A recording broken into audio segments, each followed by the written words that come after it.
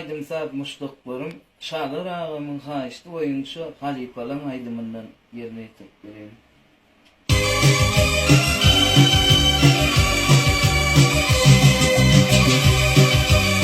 With what's on the duşun